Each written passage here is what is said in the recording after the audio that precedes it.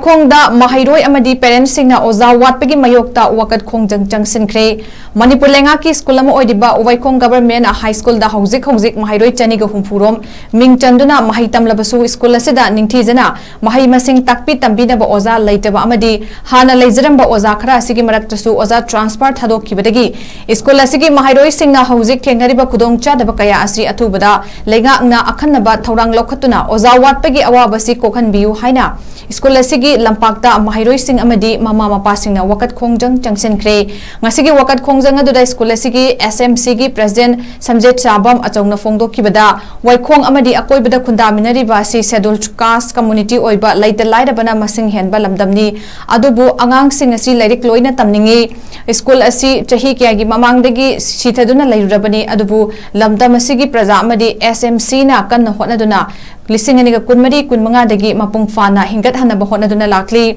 handakta haidokhiba bosem lauba ISSLC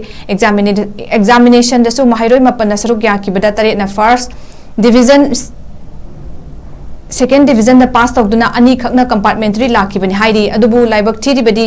school asida primary gi oza ahum aduga high school gina contractor laiba oza ani khakna takpi tambiri loinana HOUJIK oza amasu amuk transfer order thokre asigumba kaya asidagi committee asina Maheiroi sing gi khanduna wana hotnaduna oza ni pan nektuna mateng panghanbiduna Maheiroi sing bu takpi tambi handuna lakpani maramaduna LEINGAKKI school asida thengnariba Oja Watpagi awabasi LEINGAKNA kupna khantabiduna awatpa oza athuba da thabir uhaina su fongdoraki khongjang aduda saruk yakibi class 9 tamlibi Maheiroi amana su fongdokibada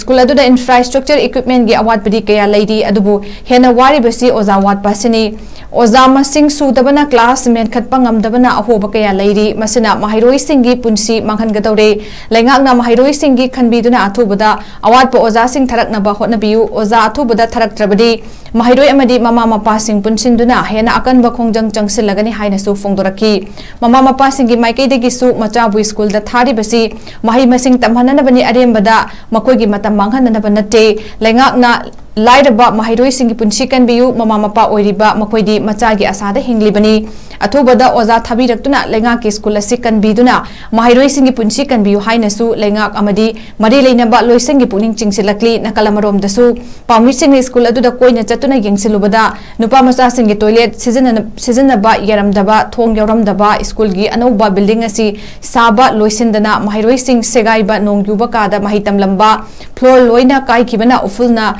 Sangon manba kada class tawramba kaya su thengnaki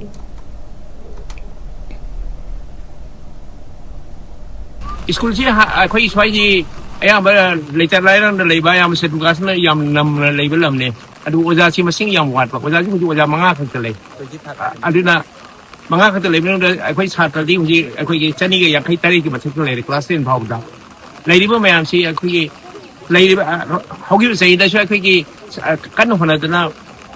akhoi class 10 gi akhoi chhatra chhadri hi akhoi mapan parikha thabni adu ne tariti akhoi first division second division pass hoy ani ne compartment lai adu HOUJIK si oja lai ramsu transfer lauthokki khothok wi tawna oja si manga hangai re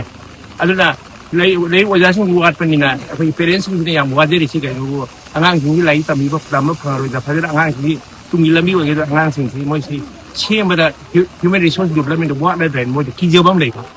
aduna committee na mere so du wa ba sanction strategy mayam am lai ne du oja sing lai tam ram na school ji chalai bi yam wa ba Waikhong high school da oja ji hana dagi wat na lai re wat libu mathak sida subject si suna lobo ngamda na lai re wat libu mathak sida amuka so amu lokho piraga di chhatra sing ji ta kari orakan ha bu akoi parents wa mama akoi yam pakhache ba aduna mari leina education committee na kano to biru awat oja sing ro thabira o adu athuba matamda adu wat libu oja sing ji dagi amuka so lokho piraga di chhatra sing ji ta kari orakan aduna parents wa ba akoi na angang sing ji tam ta yam na wa jai aduna masidagi athuba matamda thabira o oja awat padu thabirakta bataraga di acan kano khongjang mayam amma jangsin jarakan school asi changi tarai mabangda mutlaga lairobane adu committee sing hina yawan hona jaduna isa sing ji sengkat pidana LEITABA gi ne dana sengkat pidana tawi asida sarkar gi obe oja taru khakta lai sisina lairiba chhatra 50 ga chani ga 50 tare sibo manage tawba ngamgadra ba manage ꯇꯧ ꯉꯝꯗ꯭ꯔꯕꯅꯤꯅ ꯀꯃꯤꯇꯤꯁꯤꯡꯁꯤꯅ ꯌꯥꯝ ꯋꯥꯅ ꯍꯣꯠꯅꯖꯗꯨꯅ ꯂꯩꯇ ꯂꯥꯏꯔꯤꯛꯇꯪꯇꯅꯤ ꯍꯣꯠꯅꯖꯗꯨꯅ ꯑꯣꯖꯥ ꯈꯔ ꯃꯣꯏ neck ꯆꯩꯈꯨꯅꯦ ꯑꯣꯏꯅ ꯑꯁꯤꯁꯤ ꯇꯣꯂꯣꯞ ꯄꯤꯕꯨ ꯄꯤꯒꯗ꯭ꯔꯥ ꯁꯤ ꯌꯥꯝ ꯋꯥꯅ ꯀꯃꯤꯇꯤꯁꯤꯡꯅ ꯍꯣꯠꯅꯩ ꯑꯗꯨꯗ ꯂꯩꯔꯒꯗꯤ ꯌꯥꯔꯒꯗꯤ ꯁꯥꯇ꯭ꯔꯁꯤꯡꯁꯤꯕꯨ ꯃꯥꯡꯍꯟꯗꯅꯕ ꯃꯔꯤ ꯂꯩꯅꯕ ꯏꯗꯨꯀꯦꯁꯟꯒ ꯃꯔꯤ ꯂꯩꯅꯕꯁꯤꯡꯁꯤꯅ ꯌꯦꯡꯁꯤꯟꯕꯤꯗꯨꯅ ꯌꯥꯔꯒꯗꯤ ꯑꯣꯖꯥ ꯈꯔ ꯊꯥꯕꯤꯔꯛꯗꯅꯕ ꯑꯩꯈꯣꯏꯒꯤ ꯊꯥꯔꯛꯄ ꯇꯥꯔꯒꯁꯨ 8 ꯇꯒꯤ